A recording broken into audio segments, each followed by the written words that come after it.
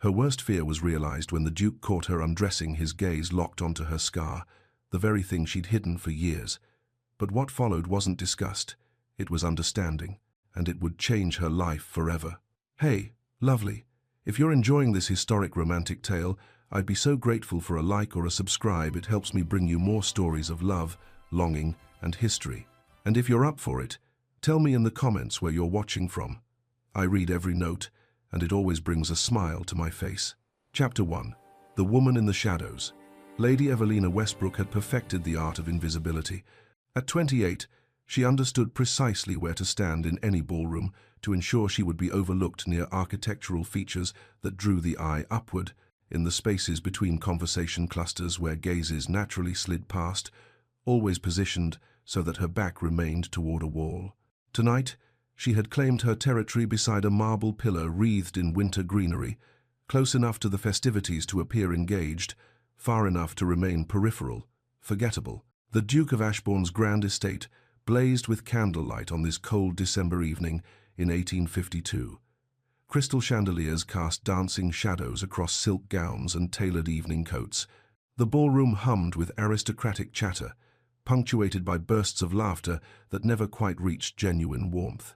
Evelina observed it all with the detached interest of a naturalist studying specimens under glass. Her bronze silk gown had been chosen with meticulous care, the color chosen to neither attract nor repel attention, expensive enough to denote her standing as the daughter of a baronet, modest enough to signal she made no particular claims upon society's notice. The collar rose higher than current fashion demanded, fastened with tiny hooks that pressed uncomfortably against her throat. Multiple layers of fabric created a stiff bodice that allowed no glimpse of the skin beneath. Over everything, she wore a heavy Norwich shawl in deep burgundy, draped across her shoulders and pinned securely despite the ballroom's oppressive warmth. The heat was becoming unbearable. Evelina could feel perspiration gathering at her temples beneath the elaborate coiffure her maid had arranged that morning, but she dare not remove the shawl. She never removed the shawl. "Lady Evelina, how delightful to see you." Evelina turned to find Lady Hartwick bearing down upon her, ostrich feathers trembling in her elaborate headdress. They had been introduced no fewer than 5 times over the past 3 seasons. "Lady Hartwick," Evelina replied with a practiced smile. "Good evening." "Yes, quite." Lady Hartwick's gaze had already moved past her, scanning the room for more interesting prey. "You're looking well, Miss Westfield." "Was it?" "Westbrook," Evelina corrected gently, without inflection. "Thank you. You're very kind." Do excuse me. I've just spotted the Duchess of Thornbury." Lady Hartwick swept away without waiting for a response, having already forgotten Evelina existed. Once, such casual dismissals had stung. Now they were simply confirmation that her carefully constructed invisibility remained intact. Evelina watched Lady Hartwick's retreating form with neither bitterness nor satisfaction, merely acknowledgement. This was the life she had built, brick by careful brick, safe, controlled, alone. "She'll never remember your name, you know."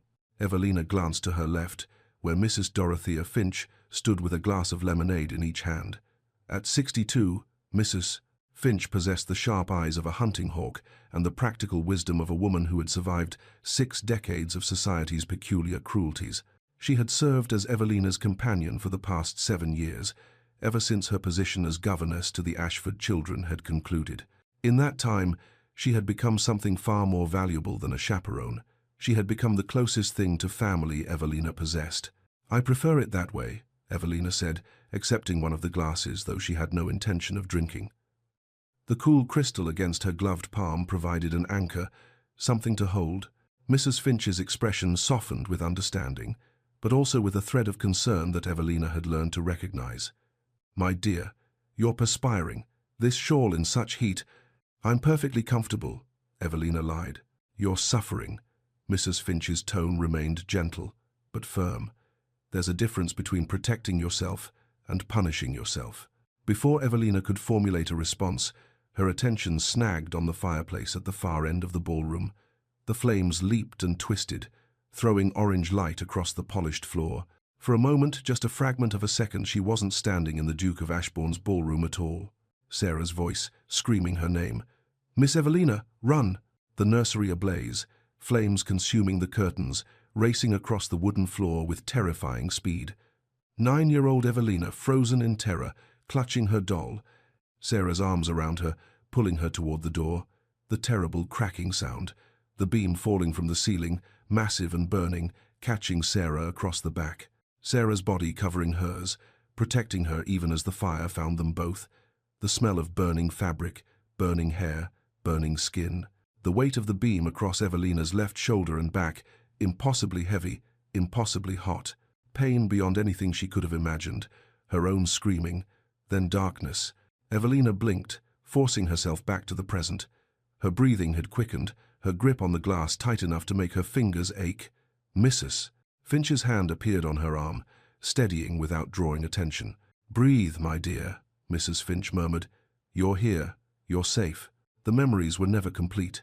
19 years had passed since that December night, but Evelina's mind still protected her by offering only fragments, flashes of fire and pain, and Sarah's final act of love.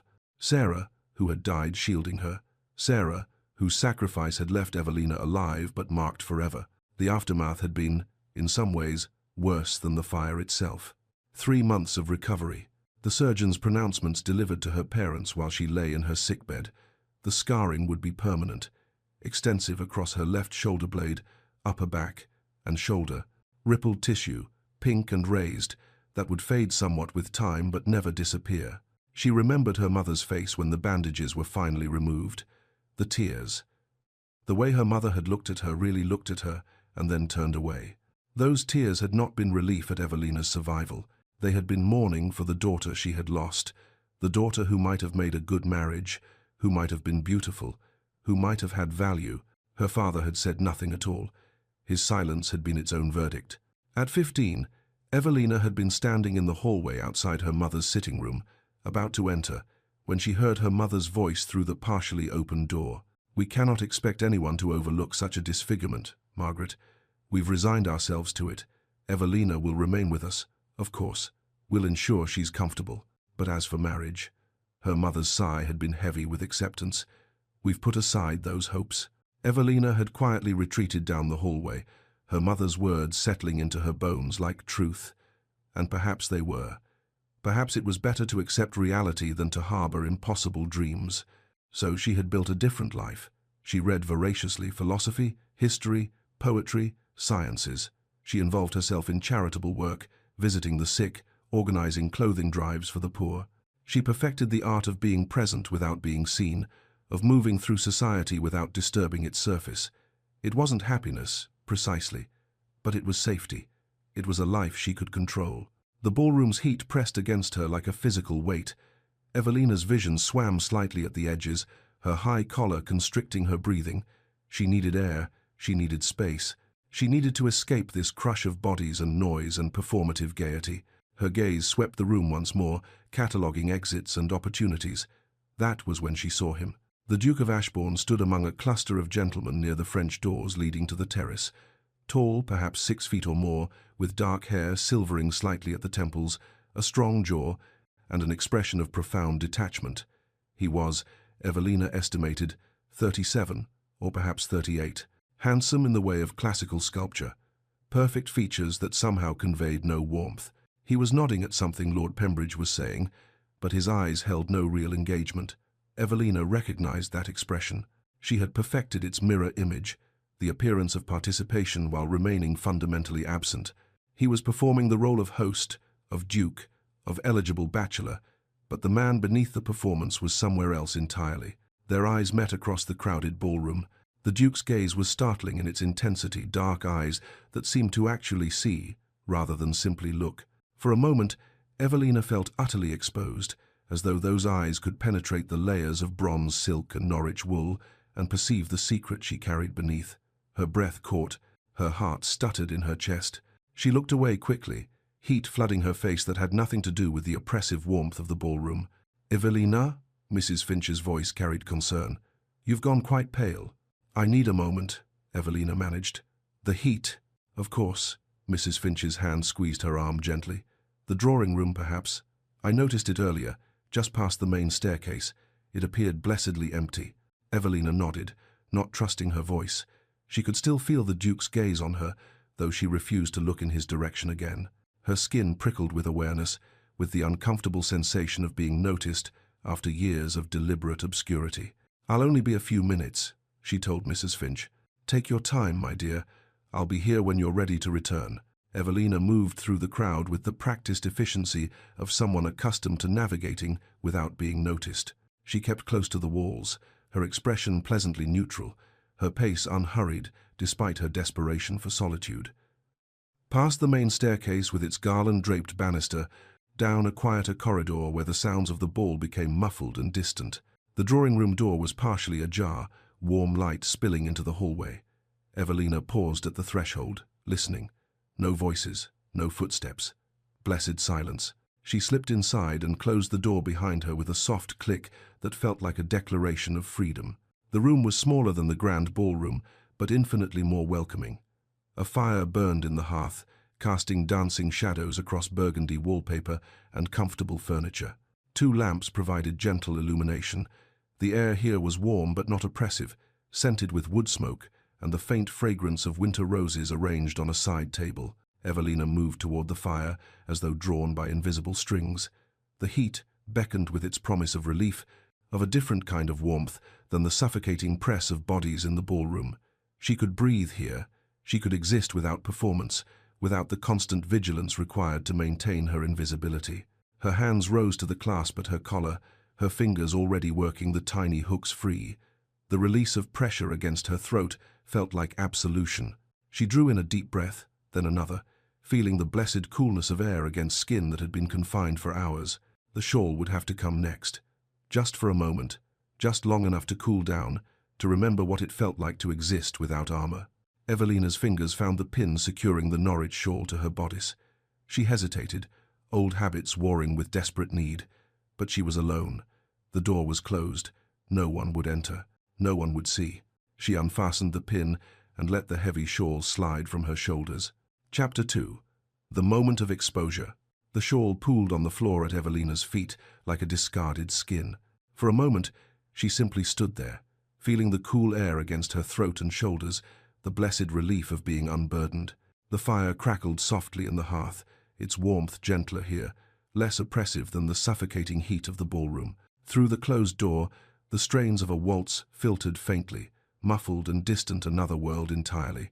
Evelina's fingers trembled as they moved to the fastenings of her outer bodice.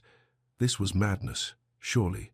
Even alone, the ingrained habits of 19 years screamed their warnings. But her skin felt feverish, her breath still constricted, and the desperate need for relief overrode caution. She loosened the stiff outer layer, letting it slip down her arms. Beneath, her chemise and corset still covered her. She remained decent by any measure, but exposed in a way she never permitted.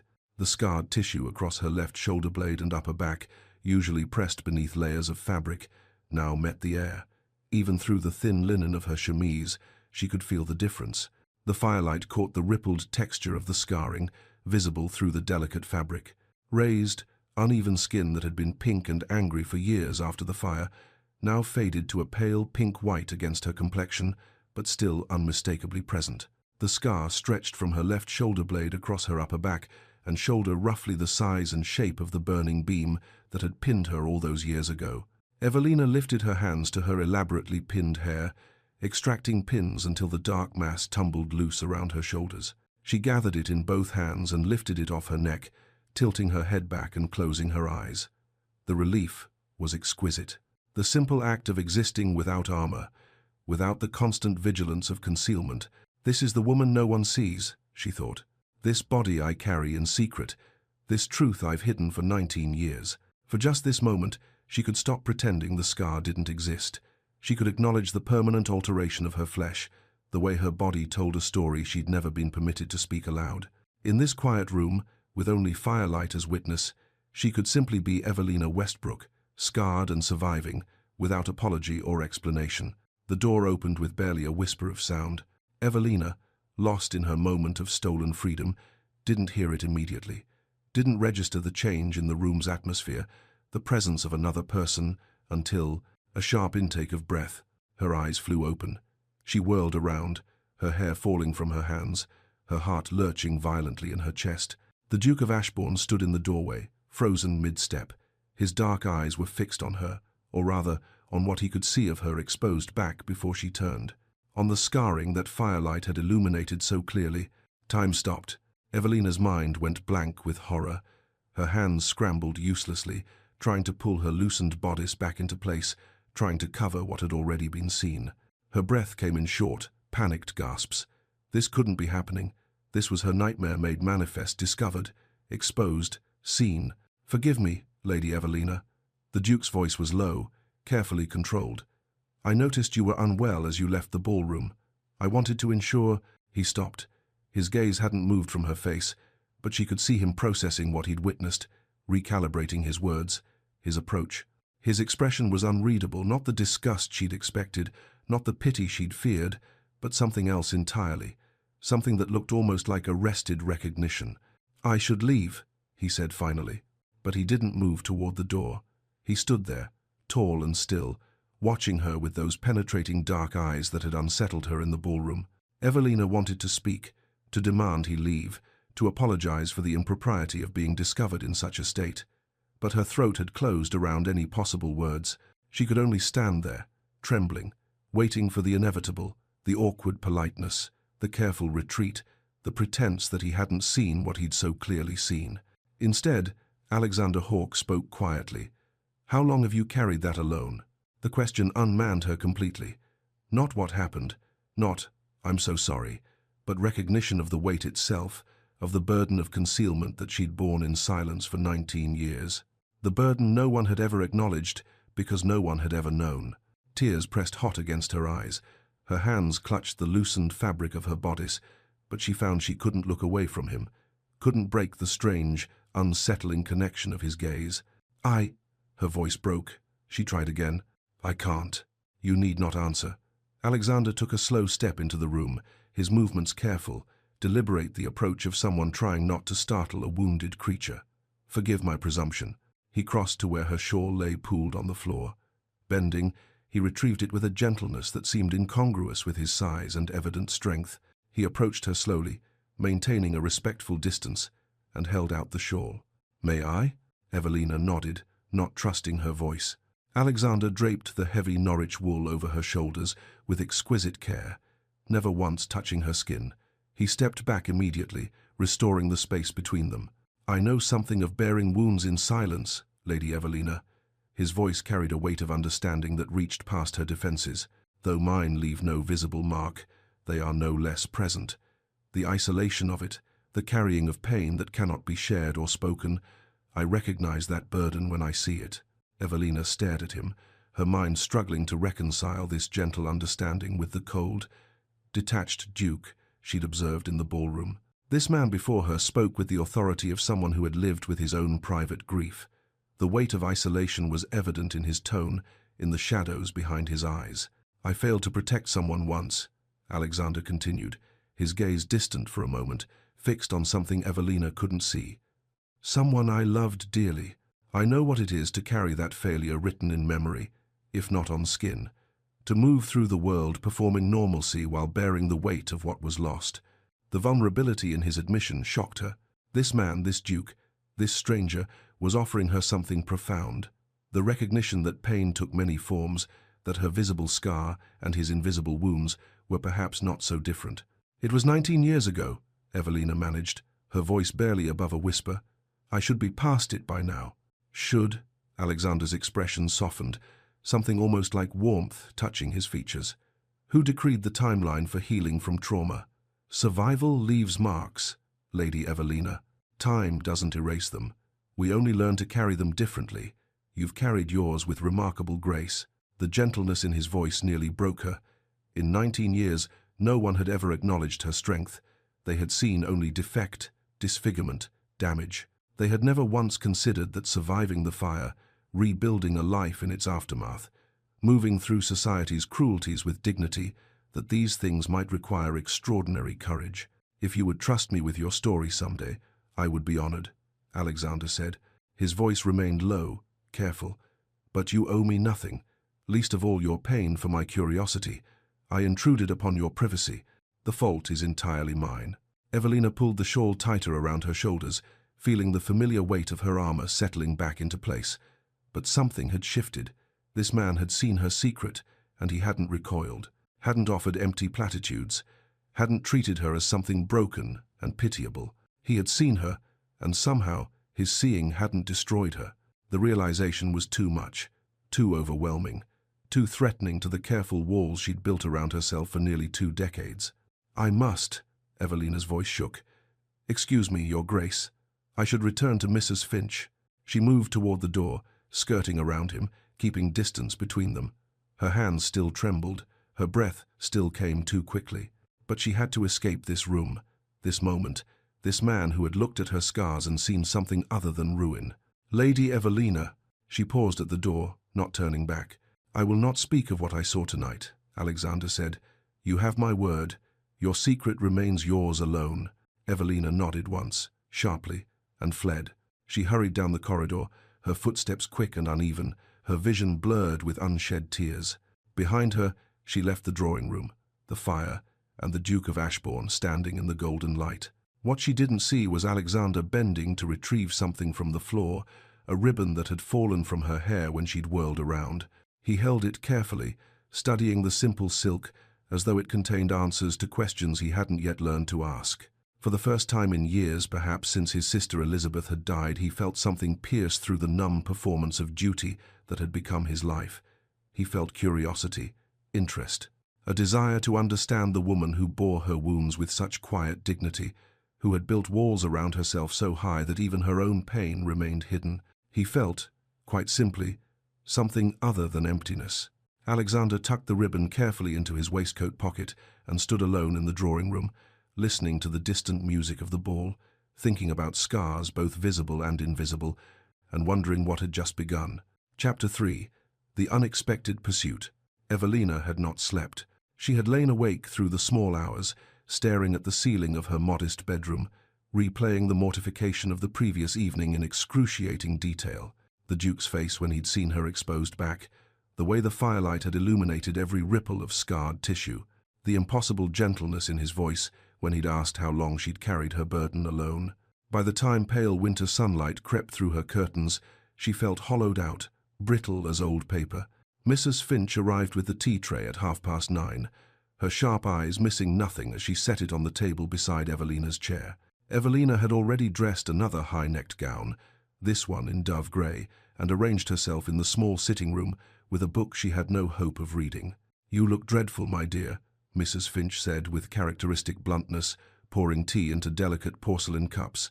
"I don't believe you slept at all." "I slept sufficiently," Evelina lied, accepting the cup without meeting her companion's gaze. Mrs. Finch settled into the chair opposite, her own tea cradled in weathered hands. "Something happened last night, beyond overheating, I think. It wasn't a question." Mrs. Finch had known Evelina too long, understood her too well, to be fooled by deflection. Evelina's hands tightened on her cup. "Nothing of consequence, Evelina."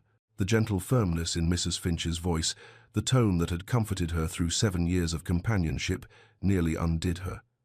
Evelina set down her tea before her trembling hands could betray her further. "The Duke of Ashbourne saw my scar," she said flatly. "I was in the drawing room, and he followed me. He saw." Mrs. Finch's expression shifted, but not with the shock or pity Evelina had expected. Instead, something knowing settled across her features. "And how did he respond?" "With kindness." The words tasted bitter, which somehow makes it worse. "Worse than cruelty?" "At least cruelty, I understand." Evelina rose, pacing to the window overlooking the narrow street. "Kindness feels like he's indulging me, humoring the damaged spinster. Or," Mrs. Finch said quietly, "perhaps he simply sees you as human." Evelina pressed her forehead against the cool glass, watching a carriage rattle past below. "You don't understand." "Don't I?" Mrs. Finch's voice carried a weight that made Evelina turn. The older woman had set down her tea, her fingers moving to the high collar of her own gown. "My late husband, when he first saw the birthmark that covers my neck and chest, the mark I'd hidden from him during our courtship, do you know what he said?" Evelina shook her head mutely. "He called it beautiful." Mrs. Finch's smile was distant, tender with memory. "I thought he was lying, of course, being kind. But he took my face in his hands and said, 'Dorothea, This is part of you. How could I not find it beautiful? Being truly seen, my dear, is terrifying. But sometimes it's also the beginning of freedom. Before Evelina could formulate a response, a sharp knock sounded at the front door. She heard her maid's footsteps in the hallway, the murmur of voices. Then the girl appeared in the doorway. "A letter for you, miss, from the Duke of Ashbourne's household." The maid's eyes were wide with curiosity as she presented the sealed envelope on a small tray. Evelina's heart stuttered. She took the letter with fingers that felt numb, waiting until the maid withdrew before breaking the ducal seal. The handwriting was bold and precise, the words formal yet carrying an underlying warmth that made her pulse quicken. "Lady Evelina, I must apologize once more for my intrusion upon your privacy last evening. My concern for your welfare does not excuse the impropriety of following you to a private room. However, I find I cannot regret the conversation that followed, brief though it was. I have spent a decade performing the role of Duke while feeling nothing beneath the performance. Last night, speaking with you, I felt something real. I would like to pursue that rarity, if you'll allow it. Might I call upon you this afternoon? Not for propriety's sake, I have no intention of spreading gossip about what I witnessed, but because I find myself hoping to know you better, to understand the woman who bears her wounds with such quiet dignity. If you are willing to receive me, I could arrive at 4 o'clock. If you prefer not to see me again, I will respect that choice absolutely. Yours in hope, Alexander Hawke." Evelina read the letter twice, then a third time, her mind churning with confusion and something that felt dangerously like hope. He had signed his given name, not his title. He had confessed to feeling real in her presence. He had asked permission, rather than assumed welcome. "Well?" Mrs. Finch's voice was patient but expectant. "What does it say?" "He wants to call this afternoon." Evelina's voice sounded strange to her own ears. "He says he felt something real when speaking with me." "And what do you want, my dear?" "I want—" Evelina trailed off, the truth too frightening to speak aloud. She wanted to refuse, to retreat to the safety of her carefully constructed invisibility, but she also wanted desperately, terrifyingly, to see him again, to understand why he had looked at her scars and seen strength instead of defect. "You can refuse, certainly," Mrs. Finch said, as though reading her thoughts. "Send back a polite decline and return to your life exactly as it was. Or you can see what he wants. You've been invisible by choice, my dear, but perhaps it's time to choose differently." Evelina moved to her small writing desk, her hand trembling as she took up her pen. The words came slowly, cautiously. "Your Grace, you may call at 4 o'clock. E. Westbrook." She sealed it before she could reconsider and sent her maid to deliver it to the Duke's footman, who waited below. The hours until 4 o'clock stretched interminably. Evelina changed her gown twice, first into a green silk that seemed too bold, then into a rose-colored muslin that felt too frivolous. She settled finally on a deep blue wool with its familiar high collar and long sleeves, armored and appropriate. At precisely 4 o'clock, the knock came. The Duke of Ashbourne filled her small parlour with his presence, tall, impeccably dressed in a charcoal coat and silver waistcoat, but with a warmth in his dark eyes that his formal appearance couldn't quite conceal.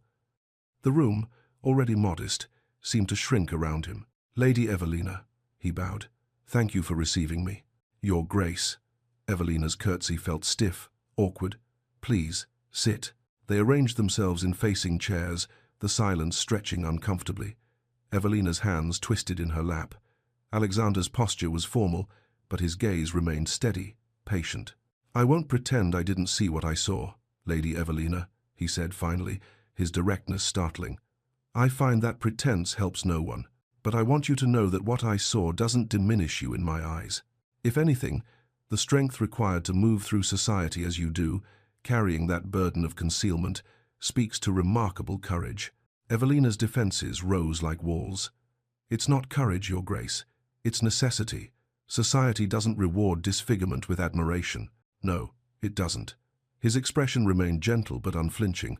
"Society is often cruel to what it doesn't understand, but I'm not asking as society. I'm asking as someone who recognizes pain when he sees it." "Why?" The word escaped before she could stop it. "Why would you want to recognize pain, to pursue it? I represent nothing but a reminder of suffering." "You represent survival," Alexander said quietly. "There's a difference." He leaned forward slightly, his hands clasped between his knees. My sister Elizabeth died when she was 16. I was 25. We were supposed to ride together that morning, but I chose to attend to estate business instead. Ledgers and tenant concerns seemed more important than spending time with my baby sister. His voice remained steady, but Evelina could hear the weight beneath it. She went riding alone. Her horse stumbled. She broke her neck in the fall. I told myself duty came first, but I was wrong. She died while I was reviewing accounts. I've spent 12 years telling myself that if I execute my duties flawlessly, I can somehow atone for that failure. But perfection in duty doesn't resurrect the dead, and it doesn't ease guilt. Evelina sat very still, hearing in his confession an echo of her own burden, the guilt of survival, the weight of carrying loss that could never be shared. I've isolated myself emotionally, Alexander continued. I perform my role, Duke, landowner, member of Parliament, without feeling it. I'm numb, Lady Evelina. I have been for years. Last night, seeing you, speaking with you, I felt something. Empathy, recognition, a crack in the numbness. I wanted to pursue that, to understand it. Why would you want to pursue pain? She whispered again, but with less conviction. Because pain means feeling something, Alexander said, and I would rather feel pain than feel nothing at all. The truth of it settled between them, honest and raw. Evelina found her own truth rising to meet it. There was a fire, she said slowly. When I was 9, in the nursery, my nursemaid, Sarah, she tried to save me. A beam fell. It caught her across the back, and she fell on top of me, shielding me. But the beam... Evelina's hand moved unconsciously to her left shoulder. It was still burning. It pinned both of us. Sarah died. I survived with the marks you saw. Alexander listened without interruption, his attention complete and unwavering. 3 months of recovery, Evelina continued. Permanent scarring across my shoulder blade, upper back, and shoulder. My parents. They couldn't look at me the same way afterward. I became a problem to be managed, rather than a daughter to be loved. When she finished, silence filled the small parlor. Then Alexander spoke, his voice rough with emotion. Thank you for trusting me with that. Not pity, not horror, just gratitude for her trust. He rose, and Evelina stood as well, uncertain of what came next. I have a private library, Alexander said. It's my sanctuary from the performance of being Duke. I share it with no one. I would like to share it with you, if you'd visit. Tomorrow afternoon, perhaps? Evelina should refuse, should retreat to safety, should protect herself from this man who seemed to see straight through her carefully constructed walls. Instead, she heard herself say, Yes, I'd like that. After Alexander left, Evelina stood at the window, watching his carriage disappear down the street. Mrs. Finch appeared beside her, silent for a long moment. That man sees you, Evelina, she said quietly. The question is whether you'll let yourself be seen. Evelina pressed her hand against the glass, feeling the cold seep through. Terror and hope warred in her chest, terror of being known, hope for something she'd never allowed herself to imagine. She realized, with startling clarity, that she wanted to try. Chapter 4. The Library and the Impossible Question. The Duke of Ashbourne's London townhouse was a study in understated elegance. Evelina followed a discreet butler through marble hallways lined with portraits of stern-faced ancestors, her heart beating an erratic rhythm against her ribs. What was she doing here? What did she hope would happen? The butler paused before a set of double doors at the end of a quiet corridor. The library. Miss, His Grace is expecting you. The doors opened to reveal a sanctuary. Floor-to-ceiling shelves lined every wall, packed with volumes whose leather spines gleamed in the afternoon light streaming through tall windows. 2 deep chairs flanked a fireplace where a modest fire crackled. The air smelled of old paper, beeswax, and something indefinably comforting, the scent of a space loved and lived in. A reading desk stood near one window, scattered with books and papers that suggested recent use.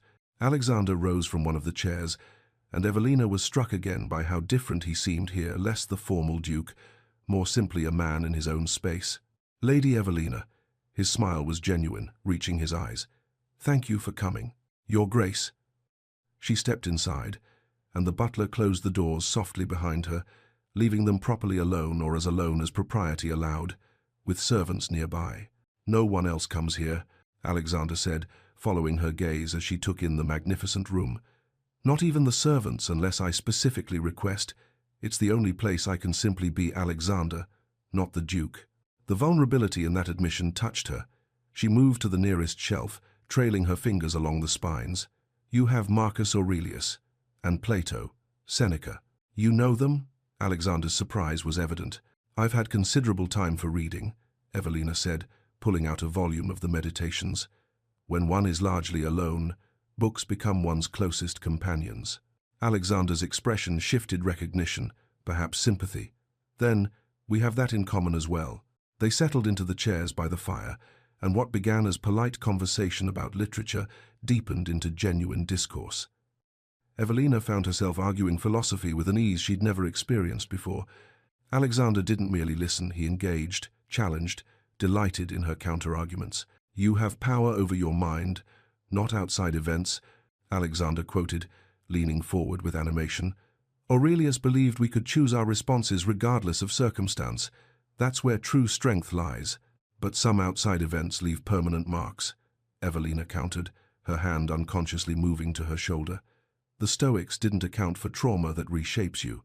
We don't always have power over how our bodies and minds respond to what's been done to them. Alexander considered this, his expression thoughtful rather than dismissive.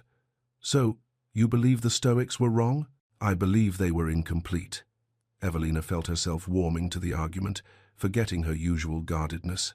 They understood discipline and endurance, but not the weight of carrying wounds that don't heal. Not all battles are won through will alone. That, Alexander said quietly, is perhaps the wisest thing I've heard in years. He rose to pull another volume from the shelf, poetry this time. Wordsworth, and as he read a passage about memory and loss, Evelina found herself relaxing into the conversation in a way she hadn't thought possible. Hours slipped past. A servant brought tea on a silver tray, setting it discreetly on the table between them, before disappearing like a ghost. The afternoon light shifted from bright to golden, shadows lengthening across the Turkish carpet. At some point, Alexander made a wry observation about Byron's dramatics, and Evelina laughed a genuine, surprised sound that burst from her before she could stop it. They both froze. I don't think I've heard you laugh before, Alexander said slowly. He paused, seeming to weigh his words. It's lovely. Heat flooded Evelina's face. Her self-consciousness returned in a rush, and she looked away, fingers twisting in her lap. But Alexander had already moved on, returning to the shelves as though he hadn't just said something that made her heart stutter. Have you read Coleridge? I think you'd appreciate his philosophical poems. The moment passed, but something had shifted. Evelina realized with quiet astonishment that she'd spent an entire afternoon in conversation without once thinking about her scar, without the constant vigilance of concealment. She'd simply existed, been herself. This is the most I've spoken to anyone in years, she admitted as the light outside began to fade toward evening. Except Mrs. Finch, I'd forgotten what it felt like to be listened to, truly listened to, not merely tolerated. Alexander set down his teacup, his gaze steady on her face. I'd forgotten what it felt like to listen, to engage rather than perform. Most conversations in my life are transactions, political maneuvering, social obligation, duty. This is, he gestured between them, real. A comfortable silence settled over them, both staring at the fire. Evelina felt something dangerous blooming in her chest, hope, perhaps, or the beginning of trust. May I speak plainly about a practical matter? Alexander's voice was careful, almost cautious. Evelina's wariness returned, her spine straightening. Of course, Your Grace. I've been thinking about your circumstances and mine. Alexander stood, pacing to the window, his hands clasped behind his back. About the constraints society places on both of us, you because of your scar, me because of my title. I'm not sure I follow your point, Your Grace. He turned to face her, backlit by the dying light. You've been invisible by necessity. I've been isolated by duty. We're both performing versions of ourselves that leave us profoundly alone. Evelina's heart began to beat faster, sensing something momentous approaching. I'm proposing an alternative, Alexander said. For both of us. He crossed back to stand before her chair, but didn't sit. Instead, he paced, working through his words with visible care. A marriage, he said finally. Not a love match, a partnership of mutual benefit and respect. Evelina's breath caught. Surely she'd misheard. You would gain the protection of my title and name, Alexander continued, his words coming faster now. No one would dare slight the Duchess of Ashbourne. You would have financial security, independence from your parents. You would have a companion who understands isolation and asks nothing of you beyond companionship. He paused, meeting her stunned gaze. I would gain an intelligent partner to share my life with, someone who understands pain, someone to help me remember how to feel, how to engage with life beyond the performance of duty. This is... Evelina struggled to form words. You cannot be serious. I've never been more serious. Alexander's intensity was palpable. My terms would be these: no expectations of romantic love unless it develops naturally, no physical intimacy unless both desire it, separate bedrooms, but genuine partnership, honesty, companionship, mutual respect. You could marry anyone, Evelina managed, her voice shaking. Any woman in London would accept you. Why would you shackle yourself to a woman society considers damaged? Alexander's expression softened, but his words carried quiet steel. I don't consider you damaged, Evelina. I consider you extraordinary. And I'm not interested in anyone. I'm interested in you. His use of her Christian name sent a shock through her system, intimate, deliberate, crossing an invisible boundary. What about heirs? She asked desperately, grasping for objections. You need a son. The title. I have a cousin who can inherit, Alexander said calmly. If we decide we want children, that would be our choice together, not an obligation. What if you fall in love with someone else? The words tasted bitter on her tongue. I've had 12 years to fall in love, Alexander said. It hasn't happened. I don't expect it will. What if you regret this? What if I regret not asking? His voice carried the weight of someone who knew regret intimately. I've had enough regrets, Evelina. I don't want to add you to that list. Evelina stood abruptly, unable to remain still under the weight of his gaze. This is absurd. You don't know me. 2 conversations, and you think, I know you're intelligent, resilient, and kinder than you give yourself credit for. Alexander interrupted. I know you understand what it means to survive something that should have destroyed you. I know that in 2 conversations, you've made me feel more alive than I have in a decade. That's enough to build on. No. The word burst from her. I can't. This is too much. You're offering me a fantasy, and fantasies don't exist for women like me. What if it's not a fantasy? Alexander's persistence was respectful but unshakable. What if it's simply possible? Evelina backed toward the door, her hands trembling. I need to leave. Evelina, wait. No, she shook her head violently. This is impossible. You're asking for something I cannot give. Alexander didn't follow her, didn't press. He simply stood in the golden light of his library and said quietly, Take time. Think about it. But know this, I'm not offering you charity or pity. I'm offering partnership because I believe we could both have better lives together than we do alone, and I believe you deserve that choice. Evelina flared. She barely remembered the journey home, her mind a whirlwind of terror and longing, a marriage of partnership, protection, companionship, the impossible dream she'd buried 20 years ago, resurrected and offered with such devastating sincerity. Mrs. Finch was waiting in the sitting room when Evelina burst through the door. The older woman took one look at her face and set down her needlework. He proposed, didn't he? Mrs. Finch asked gently. Evelina nodded, tears streaming down her face now, all her composure shattered. And you said no. Another nod, this one more uncertain. Mrs. Finch sighed, crossing to gather Evelina into her arms. Then the question, my dear, is whether you said no because you don't want it or because you don't believe you deserve it. Evelina buried her face in Mrs. Finch's shoulder and wept for the life she'd never allowed herself to imagine, for the man who saw her scars and called her extraordinary, and for the terrifying possibility that she might actually deserve the choice he'd offered her. Chapter 5. The Decision and the Vow. 4 days. Evelina had given herself 4 days to wrestle with the impossible question Alexander had posed. On the morning of the 2nd day, Mrs. Finch found her at the breakfast table, surrounded by crumpled sheets of paper, attempted letters, all discarded. The older woman poured tea with steady hands and settled across from her. You're torturing yourself, my dear. I'm trying to think clearly. Evelina's voice was hoarse from lack of sleep. Thinking and feeling aren't the same thing. Mrs. Finch added sugar to her tea with deliberate care. What would you do with freedom, Evelina, if you weren't afraid? The question struck like a blow. Evelina stared at her companion, then down at her own trembling hands. I don't know. I've never had it. That's reason enough to try. By the third day, Evelina had drafted 7 letters to Alexander. 3 accepted his proposal, 4 refused it. None had been sent. She sat at her writing desk, forcing herself to articulate what she actually wanted beneath the layers of fear. Safety, yes, but also companionship, intellectual engagement, the possibility of being seen without shame, a life beyond the narrow corridor she'd constructed for herself. She wanted what Alexander had offered, but terror kept her from reaching for it. On the morning of the 4th day, clarity arrived with brutal simplicity. She needed to face her parents. Whatever decision she made, she needed to see them first, to understand what she was choosing to leave behind. The journey to her parents' estate took an hour by carriage. Evelina watched the London streets give way to countryside, her stomach churning with anxiety. The house appeared through bare winter trees, grey stone, perfectly symmetrical, as cold and formal as she remembered. A servant showed her to the drawing room where her mother sat embroidering by the window. Lady Westbrook looked up, surprise flickering across her elegant features before settling into her usual expression of vague disappointment. "Evelina, we weren't expecting you." "I apologize for arriving unannounced, Mother."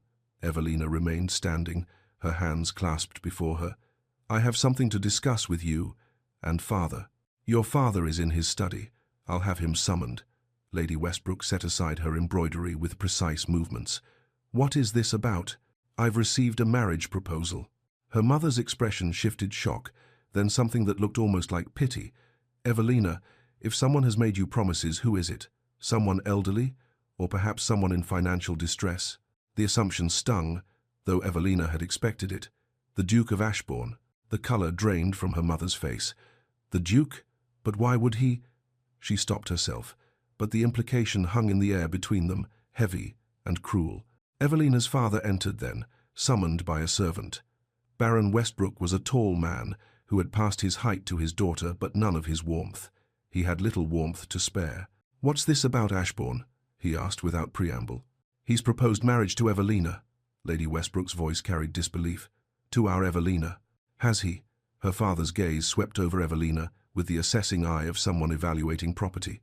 "Well, you must accept immediately, of course." "Edward," her mother's hand fluttered to her throat, "surely we should understand his motivations. Why would the Duke— Does it matter?" Her father's tone brooked no argument.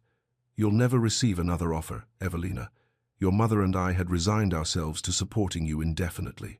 This is unexpected fortune. Secure the arrangement quickly before he reconsiders." Not once did either parent ask if she wanted the marriage, if she cared for the Duke, if he treated her kindly. They saw only the transaction, the unmarriageable daughter finally disposed of, the burden lifted from their shoulders. "I suppose he doesn't mind the scarring?" Her mother's voice carried a brittle edge. "Or perhaps he hasn't seen it yet. You must be careful, Evelina. You should be grateful he's willing to overlook such a defect." Something inside Evelina crystallized into fury, quiet, cold, and absolutely certain. "He's not overlooking anything." Her voice came out steady, stronger than she'd ever heard it. "He sees me completely, all of me. That's why I'll marry him." Her mother blinked, clearly confused by her daughter's tone. Her father merely nodded, already mentally moving past this conversation to more important matters. "Then it's settled," he said. "We'll make the announcement." "No." Evelina straightened her spine. "There will be no announcement. We'll marry quietly. I came only to inform you of my decision, not to seek your permission." She left before either could respond, walking out of the cold house where she'd grown up feeling like an unwelcome guest. As her carriage pulled away, Evelina knew with absolute certainty she would never return. Back in London, she went directly to her writing desk and composed a single sentence: "Yes." She sealed it and sent it to Alexander's residence before courage could desert her. His response arrived within the hour, delivered by a footman whose face betrayed nothing of his master's state of mind. But the letter itself, Evelina, could feel Alexander's relief and joy in every carefully penned word. "Evelina, you've made me happier than I believed possible. Might I call on you tomorrow to discuss arrangements? I want this wedding to be everything you wish it to be. Yours, Alexander." When he arrived the following afternoon, his composure was impeccable, but Evelina could see the light in his dark eyes, the way his hands weren't quite steady as he took her hand in greeting. "You're certain?" he asked quietly, before they even sat down. "I'm terrified." Evelina admitted. But yes, I'm certain. They discussed the wedding with surprising ease. Both wanted something small, private, far from society's scrutinizing gaze. My private chapel, Alexander suggested. Stone walls, stained glass, room for perhaps 10 people. Would that suit you? Perfectly. Relief flooded through her. I don't want spectacle. I want something real, Alexander finished. As do I. Whatever you're comfortable with, Evelina. This is your wedding too. They settled on 2 weeks hence. Time enough for the banns to be read, for Evelina to pack her modest belongings, for Mrs. Finch to prepare for the move to Alexander's household. The 2 weeks passed in a blur. Evelina said goodbye to her rented townhouse, to the small life she'd built. Mrs. Finch supervised the packing with brisk efficiency, but Evelina caught her wiping tears more than once. You're not losing me, Evelina told her. You're coming with me. I know, my darling girl. Mrs. Finch embraced her tightly. These are happy tears. I'm watching you choose life instead of mere survival. It's beautiful to witness. The morning of the wedding, Evelina woke before dawn, her heart racing. By the time Mrs. Finch entered with breakfast, she was hyperventilating, unable to catch her breath. Breathe with me, my dear. Mrs. Finch's hands were steady on her shoulders, guiding her through slow inhales and exhales. That's it. In, out. You're safe. I can't do this, Evelina gasped. What if I'm making a terrible mistake? What if you're not? Mrs. Finch cupped her face gently. It's terrifying to choose happiness when you've been taught you don't deserve it. But you do, my darling girl. You do. The wedding dress had arrived 3 days prior, cream silk, with a high neckline Evelina had requested. But Alexander had added something. Delicate lace at the collar and cuffs, beautiful without exposing what she wasn't ready to reveal. The gesture had made her weep. Mrs. Finch dressed Evelina's hair with gentle hands, weaving cream ribbons through the dark strands. There, beautiful. Evelina stared at her reflection, barely recognizing the woman looking back. Not invisible anymore, not hiding, just present. The chapel was exactly as Alexander had described, small, intimate, with afternoon light streaming through stained glass windows that cast colored patterns across stone floors. Fewer than 10 people occupied the pews. Mrs. Finch, Alexander's cousin and heir, a quiet man who smiled kindly at her, the vicar, a handful of servants as witnesses. Alexander waited at the altar in formal black, his expression serious but warm. As Evelina walked toward him down the short aisle, their eyes met and held. You're here, he whispered when she reached him. I wasn't certain you'd come. Neither was I, Evelina admitted, her voice trembling. The vicar began the ceremony, his voice echoing off stone walls. The traditional words felt weighted with meaning beyond their familiar rhythm. When it came time for vows, Alexander spoke first. I promise to see you always, to honor your strength, and to build a life with you where neither of us must hide. Tears blurred Evelina's vision. When her turn came, her voice shook but didn't break. I promise to try to trust, to hope, and to believe that we can build something real together. I now pronounce you husband and wife. The permanence of those words settled over Evelina like a mantle, heavy, significant, irrevocable. She was married, to a duke, to a man who had seen her scars and chosen her anyway. You may kiss your bride. Alexander's hands were gentle as he cupped her face, giving her time to pull away if she wished. But Evelina didn't pull away. She let him kiss her soft, respectful, but carrying an unexpected warmth that sent heat through her entire body. When they parted, both were slightly breathless. Alexander's eyes held wonder and perhaps surprise. This was supposed to be a practical arrangement, a partnership of convenience. But the spark between them suggested something more complicated, something neither had quite anticipated. As they left the chapel, Alexander offered his arm. Evelina took it, and the realization struck her with startling force. She was no longer Lady Evelina Westbrook, the scarred spinster who made herself invisible. She was the Duchess of Ashbourne. The question was whether she could grow into that title, or whether the weight of it would crush her before she learned to stand tall. Chapter 6. The First Test. 3 weeks of marriage had taught Evelina that partnership could exist without passion, that companionship could flourish in carefully maintained distance. She and Alexander had established routines that felt both comfortable and cautious, separate bedrooms, as promised, but shared breakfasts where they discussed the morning's newspapers, evenings in the library, reading in companionable silence or debating philosophy until the fire burned low. Afternoon walks through the winter gardens of his London townhouse, their conversation ranging from politics to poetry. A careful intimacy was building between them, not physical, not yet, but something deeper, something that made Evelina's chest tighten with an emotion she couldn't quite name. Alexander had been unfailingly patient. He never pressed her boundaries, never presumed upon their marriage in ways that would make her uncomfortable. He treated her with a respect that still surprised her, asking her opinions on household matters, seeking her counsel on estate business. Life, as the Duchess of Ashbourne, was both freeing and terrifying. She had power, now real power, that came with title and wealth. But power meant visibility, and visibility was everything she'd spent 19 years avoiding. "We've received an invitation to the Marchioness of Pemberton's ball," Alexander said over breakfast one morning, setting down his coffee with careful deliberation. "It's in 3 days." Evelina's hand stilled on her teacup. The Marchioness's winter ball was one of the season's most important events. Everyone who mattered in society would attend. "We can't avoid them forever," Alexander continued gently. "They'll talk more if we hide than if we face them. But the choice is yours, Evelina. I won't force you into something you're not ready for." Evelina looked at her husband across the breakfast table. In 3 weeks, she'd learned to read the subtle tells in his expression, the slight tension around his eyes that meant concern, the way his fingers drummed against his cup when he was thinking. "If I'm to be a duchess," she said quietly, "I should act like one." Alexander's expression softened with something that looked like pride. "We'll face them together." The morning of the ball, Evelina's anxiety manifested in restless pacing. Her new lady's maid, Mary, a kind young woman whom Alexander had specifically chosen for her gentle manner, helped her dress with patient hands. "His Grace had this made for you, Your Grace," Mary said, bringing forth a gown that made Evelina's breath catch, deep sapphire silk that brought out the color of her eyes. But more importantly, a high back, beautifully designed, with intricate lace covering her shoulders and upper back, protected, armored, but undeniably elegant. When Evelina descended the stairs, Alexander was waiting in the entrance hall.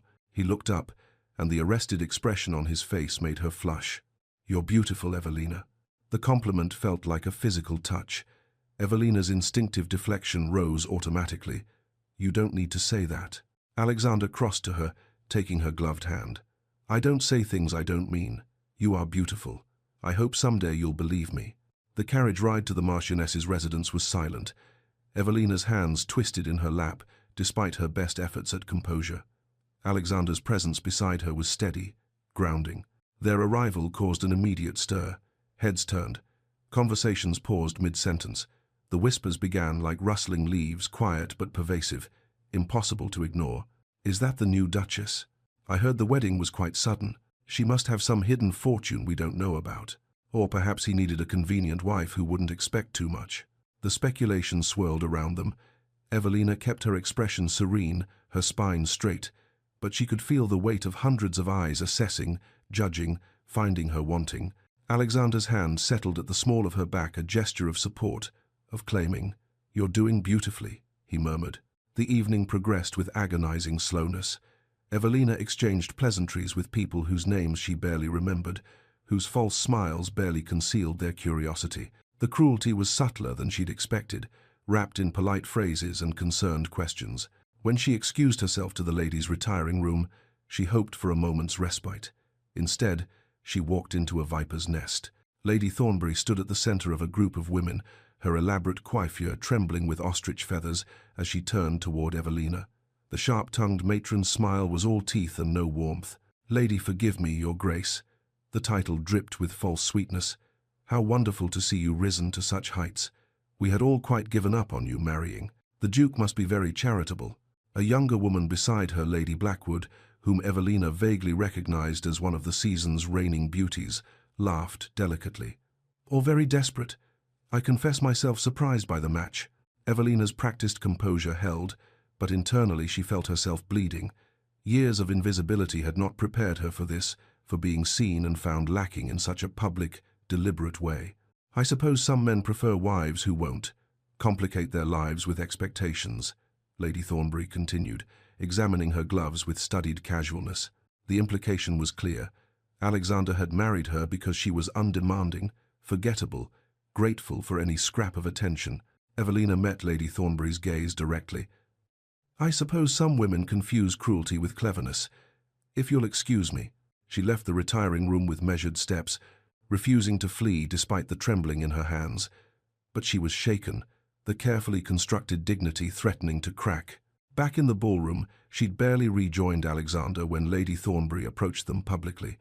The dancing had paused between sets, and the timing was deliberate, maximum audience, maximum impact. "Your Grace," Lady Thornbury's voice carried across the sudden quiet. "You must tell us what convinced you to marry. We're all simply dying to know what changed your famous commitment to bachelorhood."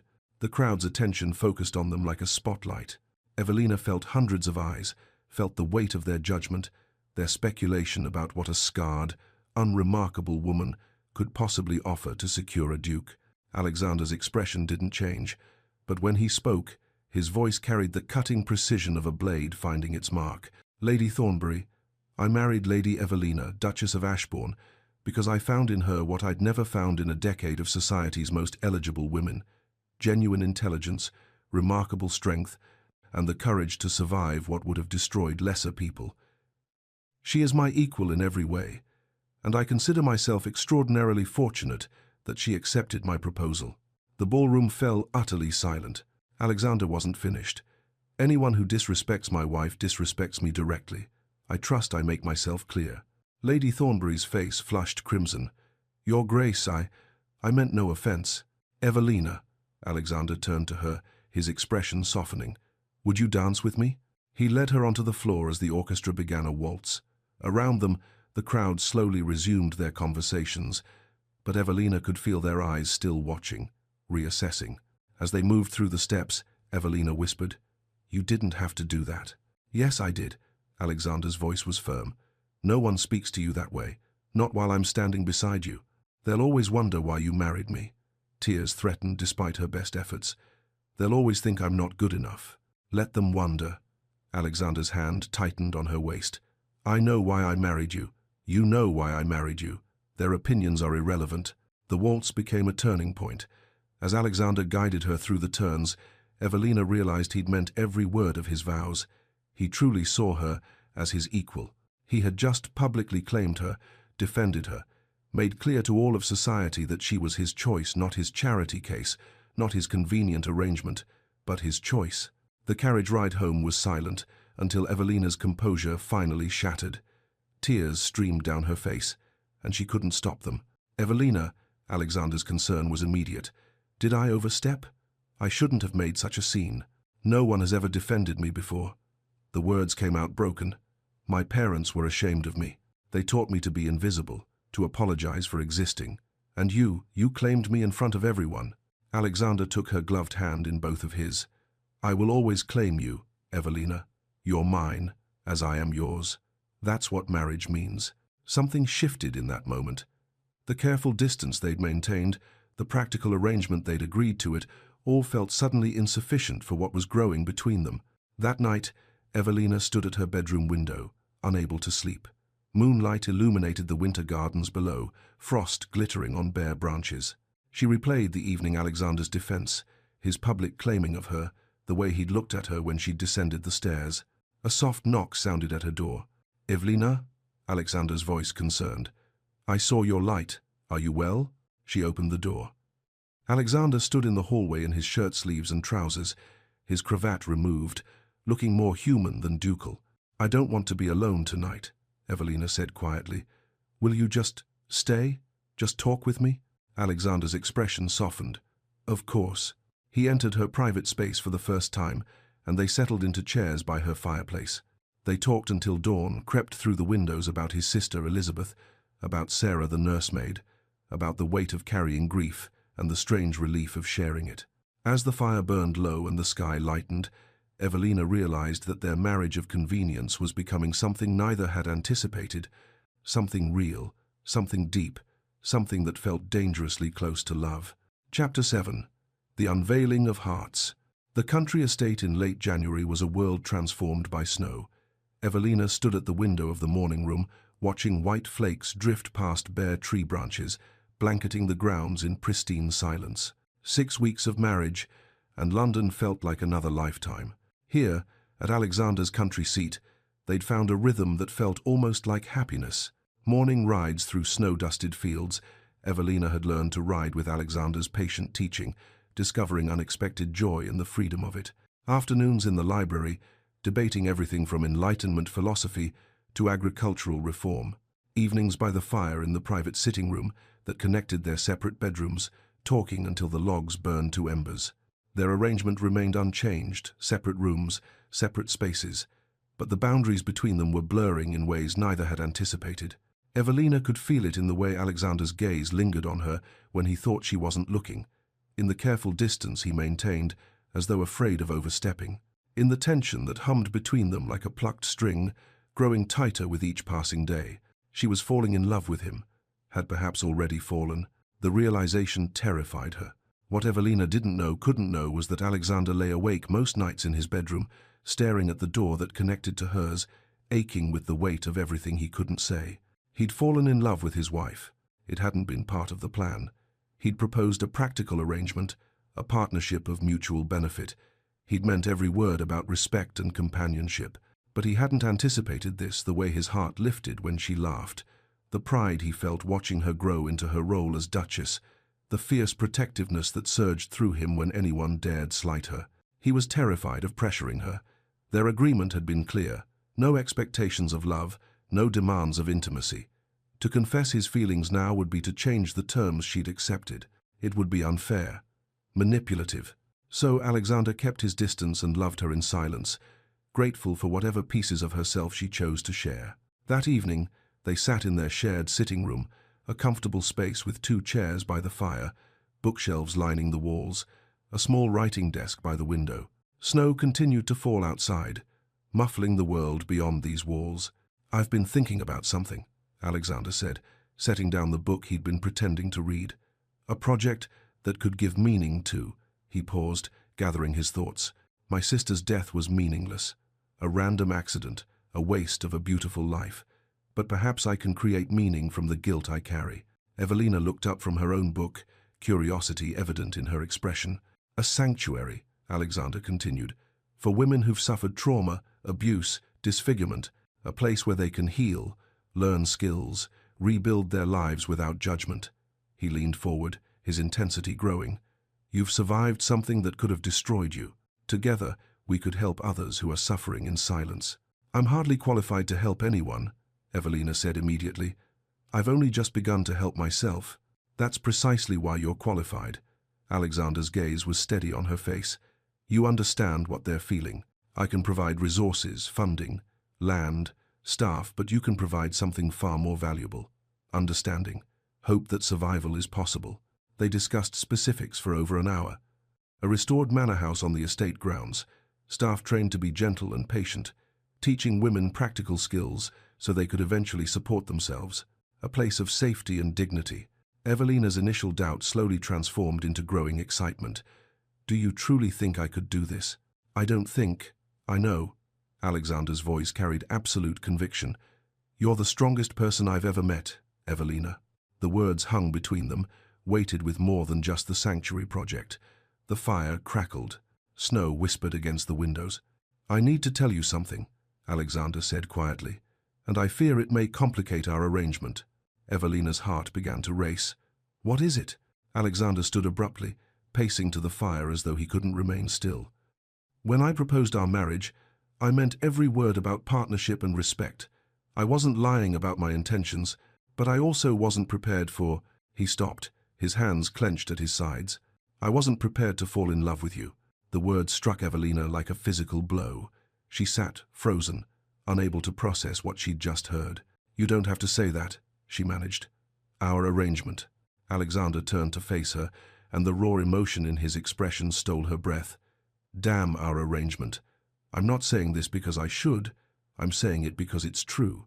I love you, Evelina. Your mind, your courage, your kindness. The way you laugh when you're surprised. The way you argue philosophy with me. The way you've begun to believe you might deserve happiness. All of it. I love all of it." "You can't." Evelina stood, her hands trembling. "You barely know me. I know you better than I've known anyone." Alexander took a step toward her, then stopped, maintaining distance. And I wake every morning grateful you chose me. Evelina's defense mechanisms rose automatically. But my scar, your scar is part of you. Alexander's voice dropped to quiet intensity. I don't love you despite it. I love you, which includes all of you. Why is that so difficult to believe? Because no one has ever... Evelina's voice broke. Tears blurred her vision. No one has ever loved me. Not my parents, not anyone. How can I believe... May I show you something? Alexander asked gently. He led her to the full-length mirror in the corner of the room, positioning himself behind her.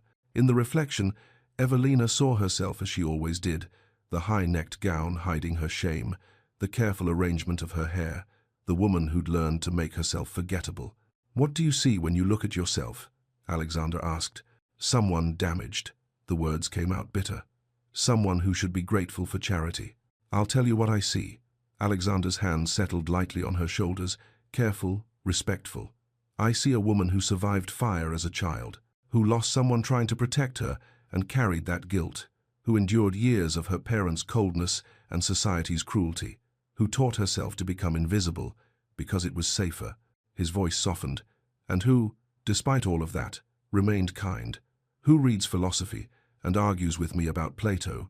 Who learned to ride a horse at 28 because she wanted to try something that frightened her?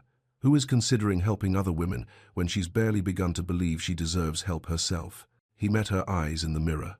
That's extraordinary, Evelina. You're extraordinary, and I love you. Evelina turned to face him, tears streaming down her face.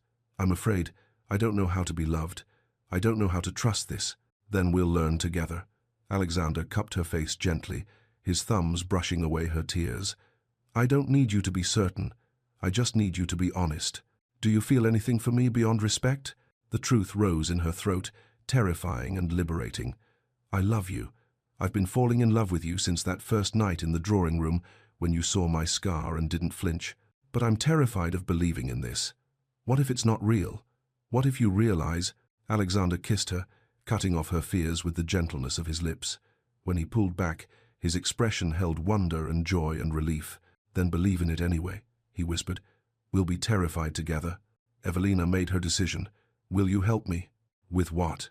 Her voice shook but didn't break. I want you to see all of me. Not by accident this time, by choice. I want to stop hiding from you. Alexander's breath caught. Are you certain? No. Evelina's hands moved to the fastenings of her gown. But I trust you, and I want to try. Alexander helped her with trembling fingers, unfastening each hook with care, asking permission with his eyes at each step. The gown loosened, slipped down her arms. Underneath, her chemise and corset still covered her, but the scarred tissue of her left shoulder blade and upper back was visible through the thin fabric. May I? Alexander's hands hovered at the laces of her corset. Evelina nodded, unable to speak. When her scarred back was finally revealed in the firelight, the rippled skin across her shoulder blade and shoulder, pink-white against her pale complexion, the permanent reminder of the beam that had nearly killed her, Alexander was silent for so long that fear gripped her throat. Say something, she whispered. Alexander's fingertips traced the scarring with exquisite gentleness, following the pattern of the old burn. You've carried this in secret for 19 years. You don't have to anymore. I see it. I see you. And you're beautiful. It's not beautiful. It's proof you survived. Alexander turned her to face him, his hands still gentle on her shoulders. It's proof you're strong. It's part of your story. And I love every chapter. They came together then, not with urgency but with tenderness, two people who had survived their own private hells, finding in each other a place of safety and acceptance. Alexander laid Evelina down on the chaise by the fire, worshipping her scars with his touch, showing her without words that every part of her was precious to him. Afterward, they lay tangled together beneath Alexander's discarded coat, the fire burning low, snow still falling beyond the windows. Evelina traced patterns on Alexander's chest, marveling at the intimacy of it, the casual nakedness, the complete lack of shame. I never thought I could have this, she said quietly. A life where I didn't have to hide. Alexander pressed a kiss to her hair. You never have to hide again. Not from me, not from anyone. They fell asleep there, wrapped in each other, and when morning light crept through the windows, Alexander woke first. He watched Evelina sleep, her scarred shoulder visible above the coat they'd used as a blanket, and felt his love for her expand until it filled every corner of his chest. When she stirred, he helped her dress with the same care he'd used to undress her, pressing kisses to each piece of revealed skin before covering it again. "Evelina," he said as she finished pinning her hair, "will you help me build the sanctuary? Will you take what you've survived and transform it into hope for others?" For the first time in her life, Evelina said yes without hesitation, doubt, or fear. "Yes, I'll help you. I want to." And in that moment, standing in the morning light with her husband, Evelina realized she was no longer the woman who hid in shadows. She was someone new, someone brave enough to be seen, strong enough to help others, and worthy enough to be loved. Chapter 8. The Legacy of Light. Early spring sunlight filtered through the windows of the restored manor house, casting patterns across polished wooden floors. Evelina Hawke, Duchess of Ashbourne, walked through the sanctuary she and Alexander had built, her hand resting lightly on her husband's arm. At 30 years old, she bore little resemblance to the woman who had hidden in shadows 2 years ago. Her bearing was confident, her gaze direct. The high-necked gowns remained, some habits died hard, but she wore them now as choice rather than necessity, fashion rather than armor.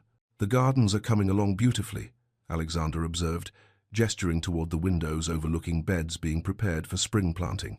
"Margaret has quite the talent for landscape design." "She does." Evelina smiled, warmth flooding her chest at the mention of one of their first residents. Who would have thought?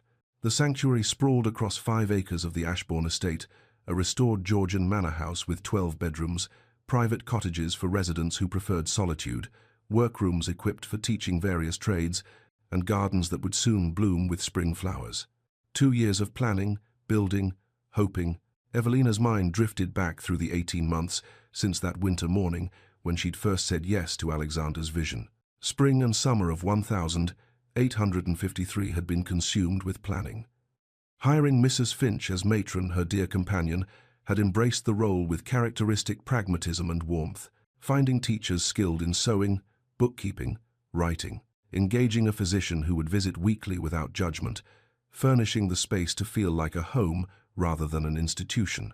The first residents had arrived in autumn 1853, 6 women, each carrying her own story of survival. Margaret, 22, burned in a factory fire that had killed 3 of her co-workers. The scarring covered her arms and neck, and when she'd first arrived, she'd kept her hands hidden in her sleeves, her gaze fixed on the floor. Evelina had seen herself in Margaret's shame and fear, in the way she apologized for existing. Anne, 35, bore scars from her husband's violence, cigarette burns on her arms, a slash across her cheek from a broken bottle. She flinched at sudden movements and couldn't sleep without a candle burning. Catherine, 19, had been born with a port wine stain covering half her face. Her family had kept her hidden, never allowing her to leave home, treating her existence as a shameful secret. Each woman had arrived frightened, resistant, convinced she was beyond help, and slowly, painfully, each had begun to heal. "Your Grace?" A voice pulled Evelina back to the present. She turned to find Margaret herself approaching, her burned arms visible beneath rolled sleeves, a sight that would have been unthinkable 6 months ago. "Margaret," Evelina embraced the younger woman warmly, "I was just thinking about you. I wanted to show you the garden plans for the south beds." Margaret's smile was genuine, reaching her eyes.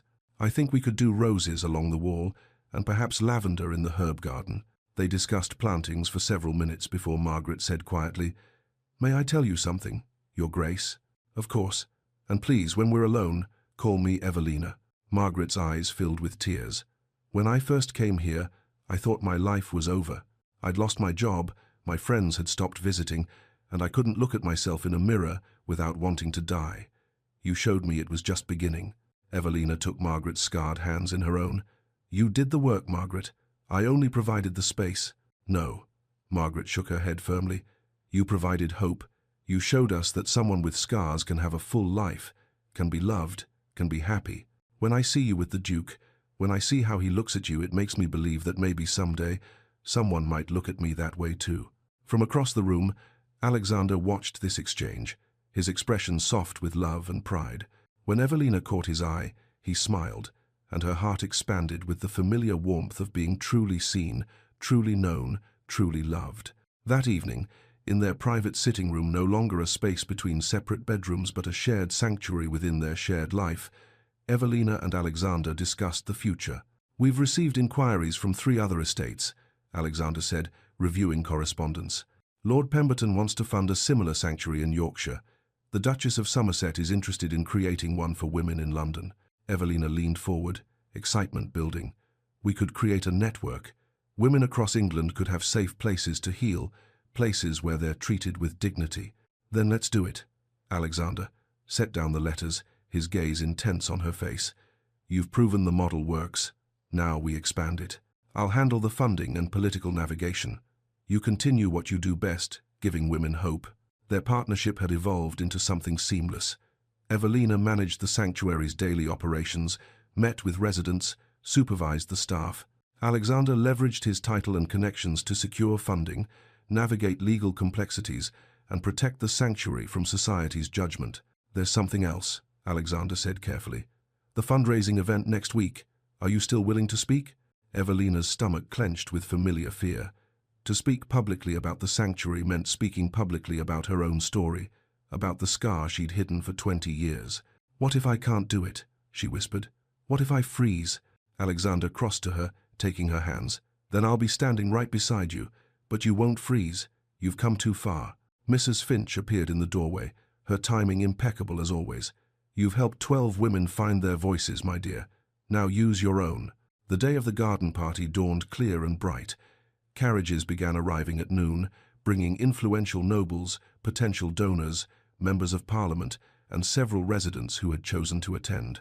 Evelina wore a gown of deep emerald silk, high-necked and elegant, her hair arranged in an elaborate style that spoke of the duchess she had become. But beneath the finery, her hands trembled. Alexander stood beside her as guests assembled on the lawn, his presence steady and grounding. Margaret, Anne, and Catherine sat in the front row, their faces encouraging. When the moment came, Evelina stepped forward to address the crowd of perhaps 100 people. Her voice shook at first, but grew stronger with each word. "For 19 years, I hid a scar. I believed that if people saw it, they would see me as damaged, worthless, pitiable. I built my entire life around concealment." She described the fire briefly, 9 years old, her nursemaid Sarah's sacrifice, the beam that fell and left permanent marks, the years of isolation that followed. "I learned to make myself invisible. I believed invisibility was safety. But invisibility is also a kind of death. I was alive, but I wasn't living." Her gaze found Alexander in the crowd. "My husband saw me, truly saw me, and he didn't turn away. He showed me that being seen, truly seen, was not the end I feared. It was the beginning." She gestured to the sanctuary behind her. "Every woman here has a story of survival. They've been told they're broken, damaged, worthless. Society has taught them to hide, to apologize for existing. The sanctuary exists to tell them something different. You are valuable. You deserve dignity. Your scars do not define your worth." Evelina's hands moved to the shawl draped across her shoulders. This was the moment, the choice that would change everything. "I spent 19 years hiding this." She removed the shawl and turned, presenting her scarred back to the assembled crowd. The rippled tissue across her left shoulder blade and upper back was clearly visible through the sheer lace of her gown's back panel. Alexander had designed it specifically for this moment, giving her the choice to reveal or conceal. Gasps rippled through the crowd. Silence fell, heavy and complete. Evelina turned back to face them, her chin high. "This is part of my story. It's not my whole story. I am also the Duchess of Ashbourne. I am also a wife, a friend, a woman who has found purpose in helping others. I am also someone who has learned that survival is not something to hide, it's something to honor."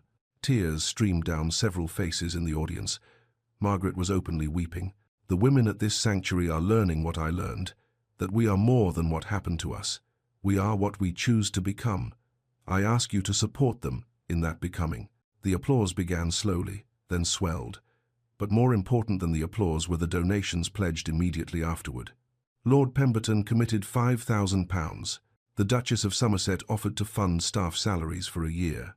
An elderly duchess approached Evelina with tears streaming down her weathered face.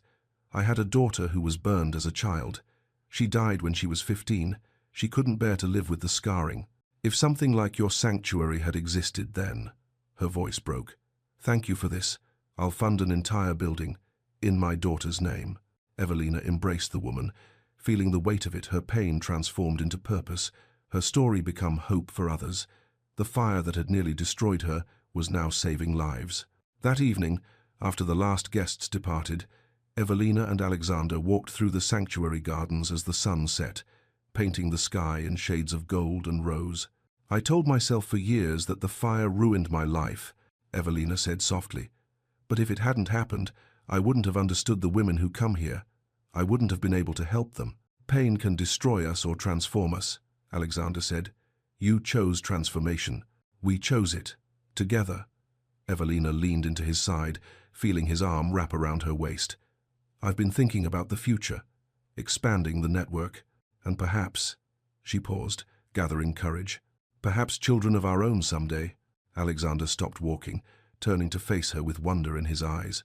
"Truly, truly," Evelina smiled. "I think I'm finally ready to believe in that kind of future." "Do you remember what you said to me the night we met?" Alexander asked. "In the drawing room?" Evelina laughed. "I don't think I said anything. I ran away. Before that, you said, 'It was 19 years ago. I should be past it.' Do you still believe that?" Evelina considered, watching the sun sink toward the horizon. "No, I don't think we get past trauma. We integrate it. We learn to carry it differently. The scar is still there, Alexander. It always will be. But it doesn't own you anymore." "No." Evelina turned to face him fully, her hands finding his. "I own my story now. All of it." They stood together watching the sunset over the sanctuary, over the gardens where Margaret would plant roses, over the manor house where 12 women were learning to live again, over the legacy they were building together. Evelina's mind drifted to a final truth. She'd spent 28 years believing her life was defined by one terrible night, one permanent mark. She'd been wrong. Her life was defined by her choices to trust Alexander, to accept love, to transform her pain into purpose.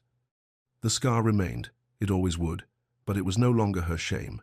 It was her story, and her story now included love, partnership, purpose, and hope. She was no longer the woman hiding in shadows, terrified of being seen. She was the Duchess of Ashbourne. She was Alexander's wife and partner. She was the founder of a sanctuary that would help countless women find their own paths from darkness to light. She was Evelina, seen, loved, and free. Alexander took her hand, and together they walked back toward the house as the first stars appeared in the deepening sky. Two people who had found wholeness, not despite their wounds, but through accepting them, honoring them, and transforming them into something beautiful. And so, Evelina's journey from shadow to light was complete. What began with shame and concealment transformed into purpose, love, and the courage to help others find their own healing. If Evelina's story touched your heart, I'd love to hear from you in the comments below. Have you ever felt the need to hide parts of yourself? Have you found your own Alexander, someone who saw you completely and loved you anyway? Or perhaps you're still searching for that courage to step into the light. Your story matters. Your scars, whether visible or invisible, are proof of your survival, not your shame. If you enjoyed this tale of redemption and love, please like this video and subscribe to Lyra's Romance Stories for more historical romances that celebrate emotional depth, authentic healing, and love that sees beyond society's judgments. Hit that notification bell so you never miss a story about characters who choose courage over comfort, love over fear, and purpose over pain. And if Evelina and Alexander's journey resonated with you, please share this video with someone who needs to hear that they are more than what happened to them. That survival is something to honor, not hide. Next time, we'll explore another romance, where two wounded souls find healing in the most unexpected places. You won't want to miss it. Until then, remember, you are not defined by your scars. You are defined by your choices. Choose to be seen. Choose to be loved. Choose to transform your pain into your greatest strength. This is Lyra, reminding you that the most beautiful love stories aren't about perfection, they're about acceptance, healing, and two people brave enough to build something real together. Thank you for listening. I'll see you in the next story.